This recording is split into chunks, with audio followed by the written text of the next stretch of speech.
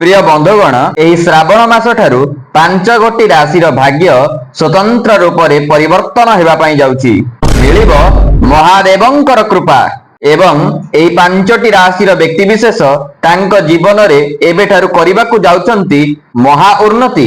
आउटे सबुठारू आश्चर्य कथा हेउची प्रभु महादेवंकर अहेतुक कृपारू किछि राशि व्यक्ति विशेषंक भाग्य सुनाबली चमकेबा पई जाउची एवं एही 5 गोटी राशि व्यक्ति विशेषंकर भाग्य तो बदलिबो ही बदलिबो तत्सहित सेमानंकर मनोभीष्ट समस्त इच्छित वस्तु सेमानंकु अवश्य प्राप्त हेबा पई जाउची। ओम तत्पुरुषाय विद्महे महादेवाय धीमहि तन्नो रुद्र प्रचोदयात्। आज्ञा हाँ दर्शक बंधु जो स्थिति आपणकर सब थिला जो पुरातन स्थिति थिला आपणकर जाकि आपण समस्त समस्या दे गति करुथिले किंतु महादेवंकर अहेतुक कृपा कारणरु आपणक राशि एबे 4 चांद लागिबा पई जाउछि।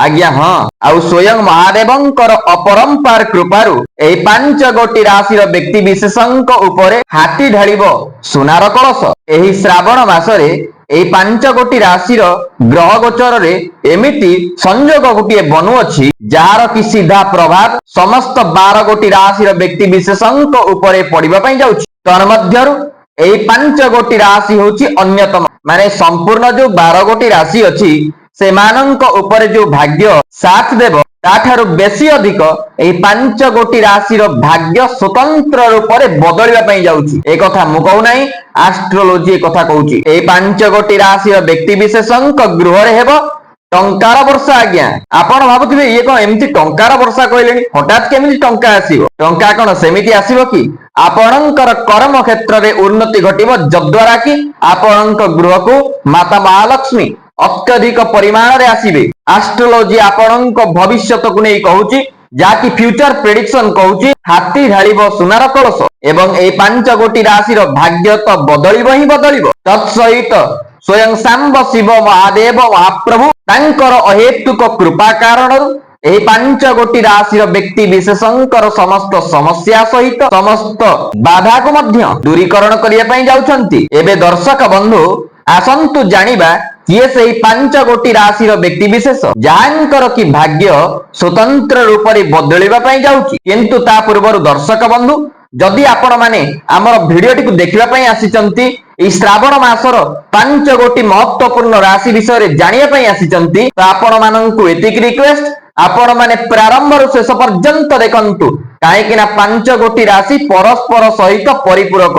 मु काहेकि परिपूरक कहूची आपण जदि वीडियो टी देखिबे तो जानि परिबे एवं 5 गोटी राशि जे रहिले समस्त समस्तंक सहित संपर्क अछि एवं प्रत्येकटी कथा आपण बुझिबे जेतेबेले कि आपण देखिबे तो सेथि पई आपण माननकु विनम्र अनुरोध आपण माने वीडियो टी को प्रारंभ रु शेष पर्यंत अवश्य देखंतु। आउ हां जदि आम चैनल नुवा करी आपण आसीथांती तेबे आमर एई सत्य शांति मार्गदर्शन यूट्यूब चैनल टी को सब्सक्राइब करी रखंतु एवं पाखरे थिबा बेल आइकन टी को प्रेस करंतु जद्वारा कि आमर एमती का इनफॉर्मेटिव वीडियो प्रामाणिक तत्व जाकि शास्त्र विहित आपणक पाखरे पहुंचबो आपण याकु करबा द्वारा फायदा पाई परिबे एवं आपणकर परिवार रो प्रत्येक सदस्य माने मध्य यार लाभ उठाई परिबे। आ हां वीडियो टी गोटे लाइक करबा को आदौ भूलंतु नहीं शेयर करंतु कमेंट बॉक्स रे हर हर महादेव अवश्य लिखंतु काहेकि ना प्रभुंकर नाम ही मूल तत्व कलिकाल केवल नाम आधारा सुमिरी सुमिरी नर उतर ही पारा सुमिरी पवन सुत पावन नाम अपने बस करी राखे राम नाम ही सर्व। तेणु करी आपण एई नाम तत्व को कमेंट बॉक्स रे लिखिबा को आदौ भी भूलंतु नहीं। कोन हर हर महादेव लिखिदेले आपणक पैसा पड़ुची नहीं आज्ञा बरं आपणकर पुण्य एक नूतन संयोग रे जोड़ी होउची जद्वारा कि आपण यार अनेक किछि फायदा पाई परिबे। प्रिय बंधुगण ए श्रावण मास ठारू एही 5 गोटी राशि व्यक्ति विशेषंक गृह रे हेबो टंकार वर्षा। आउ एही 5 गोटी राशि व्यक्ति विशेषंक समस्त मनोभीष्ट इच्छित समस्त वस्तु आज्ञा एमानंकु अवश्य प्राप्त हेबो। एमानंकु आकस्मिक धन प्राप्त हेबा सहित नानाविध क्षेत्ररु एमानंकर पद प्रतिष्ठा मान सम्मान मध्य उच्चतर रहिबो एवं कर्म क्षेत्र रे आपण माने बड़ सफलता मध्य प्राप्ति करिया पई जाउछंती जद्वारा कि आपणकर प्रमोशन रो जोग मध्य बनुअछि एवं आपणक प्रेम जीवन रे आपण अतिशय सुखमय जीवन को अतिबाहित करबाकू जाउछंती एवं छात्र छात्री माने सेमानंकर अध्ययन को नै जो चिंताग्रस्त वर्तमान रहउचंती आपण चिंता मुक्त रहंतु आपणकर अध्ययन जेमिति रहिछि ताहा अतिशय द्रुतगामी रे चलिबो एवं व्यापार वाणिज्य जो मानंकर अछि से व्यापार वाणिज्य उन्नतिकरण रहबो उन्नति उपरे उन्नति आपण करि चलिबे आपण किछि नूतन कार्य गृह निर्माण इत्यादि समस्त शुभमांगलिक कार्य मध्य प्रारंभ करि पारंती आउटे सबुठार बड़ कथा होउची आपण माने गोटे बड़ इन्वेस्टमेंट मध्य करि पारंती एवं आपण जो पुरातन व्याधि आपणक शरीर रे थिला आंठू जनित समस्या हेउ किंबा आपणकर जेकौनसी तर व्याधि आपणक शरीर को कबलित करि रखितिला से समस्या हेउना काहेकि प्रिय बंधुगण आपण ई श्रावण मास जाकि प्रारंभ होई साइलानी श्रावण मासर टोटल आपण देखिबे एही मासरे एवं एही मास परठारु आपण केमितिका अनुभव करूचंती जदि आपण एक आरामदायक फील न करंती तो मते कहिबे दर्शक बंधु आपणकर भाग्य स्वतंत्र रूप रे बदलिया पई जाउची जाकि एस्ट्रोलॉजी यार टेक्निक प्रमाण दउची एवं आपणकर जो ऋण कर्ज जनित समस्या थिला से ऋण कर्ज रु मध्य आपणकु एही मासरे यथाशीघ्र मुक्ति मिलिबा पई जाउची आपणकर समस्त आर्थिक समस्या मध्य अवश्य दूरीभूत हेबो दर्शक बंधु तेरे बंधुगण आसंतु जानिबा से प्रथम भाग्यशाली राशि जहाकी हेउची वृष राशि प्रिय बंधुगण एही वृष राशि रो व्यक्ति विशेषंकर भाग्य एही श्रावण मास ठारू स्वतंत्र रूप रे बदलिबा पई जाउअछि आपणक जीवन रे एक बहुत बड़ आज्ञा बहुत बड़ परिवर्तन हेबा पई जाउछि एवं आपणक उपरे स्वयं भोलानाथ सांब शिव सदाशिव शिवशंकरंकर कृपा हेबा पई जाउअछि एवं आपणकर जो आर्थिक जनित समस्या थिला जो आर्थिक जनित स्थिति दे आपण अग्रगति करुथिले दैट पास्ट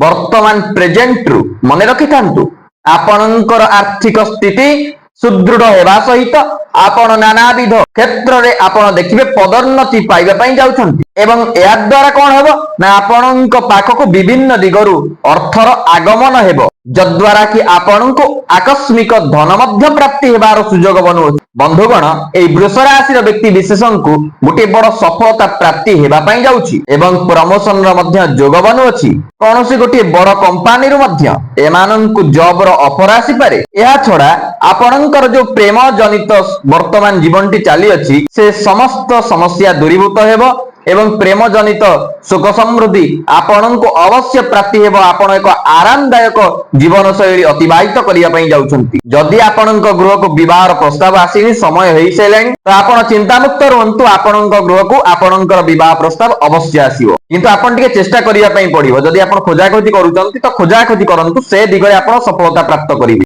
एवं छात्र छात्री माने उच्च शिक्षा अवश्य लाभ करिवे समस्त एग्जाम एवं कॉम्पिटिटिव एग्जाम रे मध्य एमाने सफलता हासिल करिवे प्रिय बंधुगण एई वृष राशि रो व्यक्ति विशेषंकर व्यापार वाणिज्य रे एमाने उन्नति करिबा सहित एमानंकर जाबतीय समस्या कहिली आज्ञा जाबतीय समस्या अवश्य दूरीभूत हेबा पई जाउछि प्रिय बंधुगण जदि आपणकर राशि वृष राशि होइताय तेबे आपण माने कमेंट बॉक्स रे वृष राशि लिखिबा सहित हर हर महादेव अवश्य लिखंतु एबे आसंतु आमे जानिबा द्वितीय भाग्यशाली राशि जाकी हेउछि तुला राशि प्रिय बंधुगण स्वयं सांब शिव महादेव बाबा भोलाशंकरंकर अहेतुक कृपारु तुला राशि रो भाग्य स्वतंत्र रूप रे परिवर्तन हेबा पई जाउछि एवं विभिन्न दिगरु एमानंक पाखको अर्थर आगमन हेबो पूर्व अपेक्षा आपणकर आय मध्य अधिक रहिबो धन को कमाइबा पई आपणको नूतन दिग आपणको प्राप्त हेबो एवं आपणकर आकस्मिक धनर प्राप्ति हेबार किछि सुयोग मध्य मनु अछि एवं आपण किछि नूतन कार्य बड़ कार्यर प्रारंभ मध्य करि पारंती आपणको पौत्रिक संपत्ति रो मध्य लाभ मिलिबो आपण किछि नूतन जमी भूमि किछि गृह निर्माण करि पारंती किछि नूतन प्रॉपर्टी मध्य किनि पारंती आपणकर ए सब मांगलिक कार्यर सुयोग बनु अछि एवं आपणको दूरयात्रा करिवार सुख मध्य अवश्य प्राप्ति हेबो आपणकर धार्मिक स्थान को यात्रा करिवार मध्य दर्शक बंधु सुयोग बनु अछि आपणको धार्मिक किछि स्थान भ्रमण निमित्त आपण जाई पारंती जाकी आपणकर सुयोग बनु अछि कर्म क्षेत्र रे भी मध्य आपणको सफलता प्राप्ति हेबो एटा एस्ट्रोलॉजी आपणको प्रमाण सहित ଏହା ଦଉଛି ମଧ୍ୟ ଆପଣଙ୍କୁ ପ୍ରମୋଶନ ମାନେ ପଦ ପ୍ରତିଷ୍ଠା ପ୍ରାପ୍ତ ହେବା ସହିତ ଯଦି ଯେଉଁମାନେ ବେରୋଜଗାର ଅଛନ୍ତି ସେମାନଙ୍କୁ ଚାକିରି ଅବଶ୍ୟ ପ୍ରାପ୍ତ ହେବ। ଆଉ ବେପାର ବାଣିଜ୍ୟ କ୍ଷେତ୍ରରେ ଆପଣ ମାନେ ଖୁବ ଅଗ୍ରଗତି କରିବା ପାଇଁ ଯାଉଛନ୍ତି ଏବଂ ଆପଣଙ୍କର ଦୈନିକ ରୋଜଗାର ମଧ୍ୟ ବଢିବା ପାଇଁ ଯାଉଛି। ଆପଣଙ୍କ ଗୃହକୁ ବିବାହର ପ୍ରସ୍ତାବ ଆସିପାରେ ଆଜ୍ଞା, ଯାହାକି ସମ୍ପୂର୍ଣ୍ଣ ରୂପରେ ଫାଇନାଲ ମଧ୍ୟ ହୋଇଯିବ। ପ୍ରେମମୟ ଜୀବନରେ ଆପଣ ଅତ୍ୟନ୍ତ ସୁଖମୟ ଜୀବନ ଅତିବାହିତ କରିବା ପାଇଁ ଯାଉଛନ୍ତି। ଛାତ୍ରଛାତ୍ରୀ ମାନେ ସେମାନଙ୍କର ପଢା ଅଗ୍ରଗତି କରିବା ସହିତ ସେମାନେ ସଫଳତା ପ୍ରାପ୍ତ କରିବେ ଏବଂ ବେପାର ବାଣିଜ୍ୟ ଯେଉଁମାନେ କରିଛନ୍ତି ସେମାନଙ୍କୁ ମଧ୍ୟ ସଫଳତା ଅବଶ୍ୟ ପ୍ରାପ୍ତି ହେବ ଏବଂ ଆପଣଙ୍କର ଯାବତୀୟ ସମସ୍ୟା ଅବଶ୍ୟ ଦୂରୀଭୂତ ହେବ।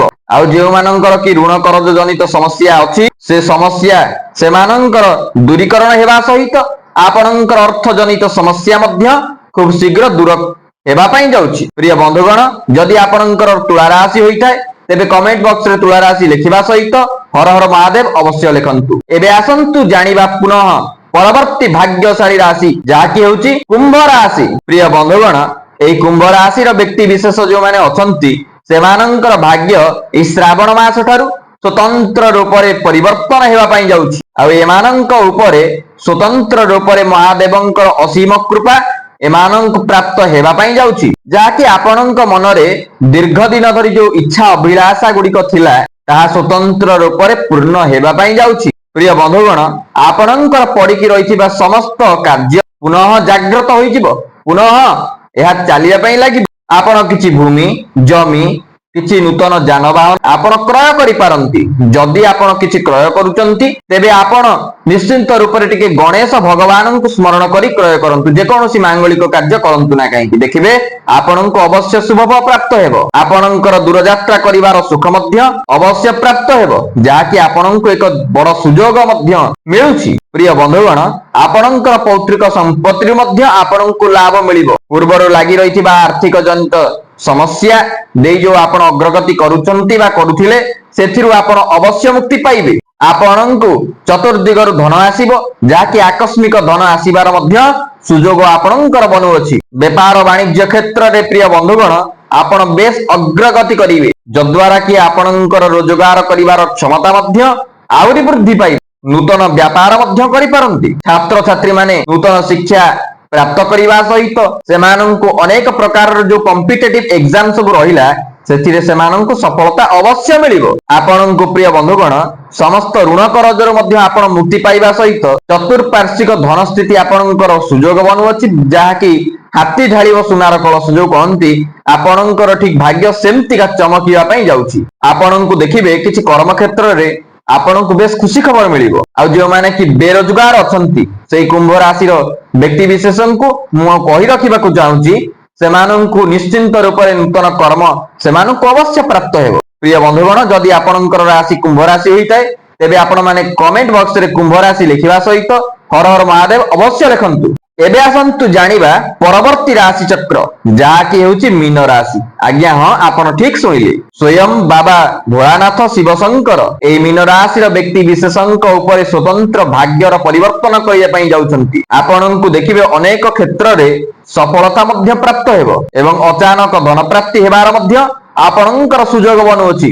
ଆପଣ ପ୍ରତ୍ୟେକଟି କାର୍ଯ୍ୟରେ ଆଜ୍ଞା ସଫଳତା ଅବଶ୍ୟ ପ୍ରାପ୍ତ କରିବେ। ଆଉ ଯେଉଁମାନେ କି ବେରୋଜଗାରୀ ଥିଲେ ସେମାନଙ୍କୁ ସେମାନଙ୍କର ମନ ମୁତାବକ ଚାକିରି ଖଣ୍ଡିଏ ଅବଶ୍ୟ ପ୍ରାପ୍ତ ହେବ। ଆଉ ବେପାର ବାଣିଜ୍ୟରେ ଆପଣ ମାନେ ଅଗ୍ରଗତି କରିବା ସହିତ ଆପଣଙ୍କର ଯାବତୀୟ ସମସ୍ୟା ମଧ୍ୟ ଅବଶ୍ୟ ଦୂରୀକରଣ ହେବ। ଯେଉଁମାନଙ୍କର ବିବାହ ଏପର୍ଯ୍ୟନ୍ତ ହେଇପାରି ନାହିଁ, ବିଳମ୍ବ ରହିଛି, ତ ଆପଣ ମାନେ ଚିନ୍ତାମୁକ୍ତ ରୁହନ୍ତୁ। ସ୍ୱୟଂ ମହାଦେବ ମହାପ୍ରଭୁଙ୍କ ଇଚ୍ଛାରୁ ଆପଣଙ୍କର ସେ ସମସ୍ୟା ମଧ୍ୟ ଅବଶ୍ୟ ଦୂରୀଭୂତ ହେବ।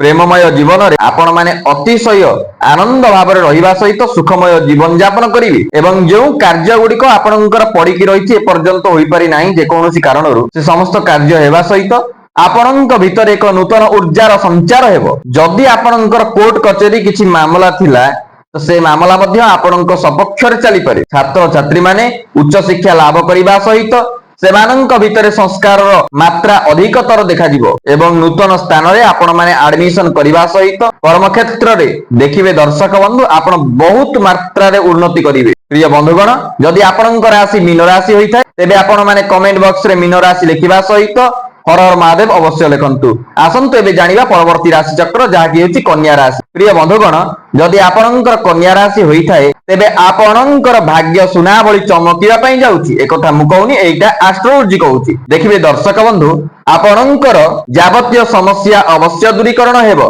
एवं आपणको आकस्मिक धन प्राप्तिर सुयोग मध्य मन अछि। आ मेन कथा होउची, आपण जो पुरातन व्याधि आपणको शरीर को कबलित करितिला से समस्त व्याधि मध्य आपण मुक्ति पाइबे। आउ जदि आपण कर्म क्षेत्र रे किछि अछंती, कर्म क्षेत्र रे देखिबे आपणकर पदोन्नति हेबो, पारिवारिक शांति जाकि वातावरण आपणकर शुद्धता आकार रे रहिबो, आपणकर चिंता मध्य दूरीकरण हेबो, आपण जहा चाहुथिले करि पारुनथिले से जिंस मध्य करि परिबे। आपणकर सबु आडू मंगल ही मंगल आसुची, माने आपण मांगलिक कार्य मध्य बहुत शुभमय हेबो एवं आपणकर समस्त कार्य दक्षता आपणको हासिल हेबो। प्रिय बंधुगण, जदि आपणकर कन्या राशि होइथाय तेबे कमेंट बॉक्स रे कन्या राशि लिखिबा सहित हर हर महादेव अवश्य लिखंतु। तो बंधुगण, जदि आपण मानक वीडियोटी भल लागे गोटे लाइक करंतु, शेयर करंतु, कमेंट बॉक्स रे हर हर महादेव लिखंतु। आज पई रहउची, नमस्कार, हर हर महादेव।